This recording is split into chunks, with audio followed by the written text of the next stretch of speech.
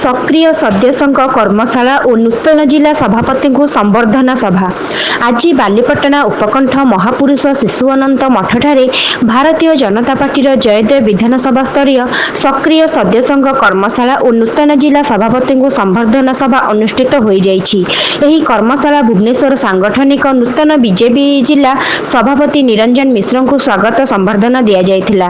पूर्वतन मंत्री तथा बीजेपी नेता डॉक्टर अरविंद ढाली आध्यात्मिक अभिभाषण जारी रखिथिले और अध्यक्षतार अनुष्ठित कार्यक्रम जारी रहिथिला। राज्य बीजेपी साधारण संपादक शारदा शतपथी, सुभाष जेना, प्रशांत आदित्य, शिव मल्लिक, दिलीप कुमार स्वाई, जगन्नाथ बेहेरा, संजय त्रिपाठी, मागुणी चरण सेठी प्रमुख जोग देइथिले।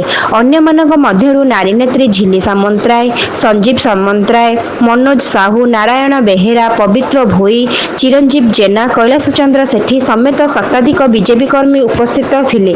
बालीपेटनारू विश्वरंजन दास को रिपोर्ट एमके न्यूज लाइव।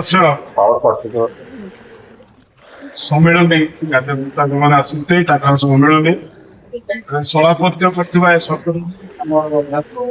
जिलार राज्य वरिष्ठ नेतृत्व पूर्वतन जिला सभापति बंधु सुभाष भाई तले समस्त प्रिय जिलार सर्वोच्च नेतृत्व जिला के पूर्वतन मंत्री नहांती अरविंद ढाली महोदय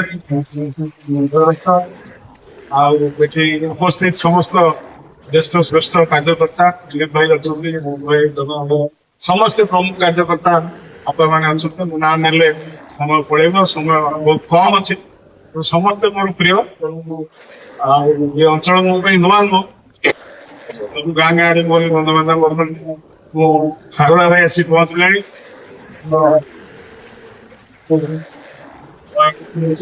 जय श्री राम।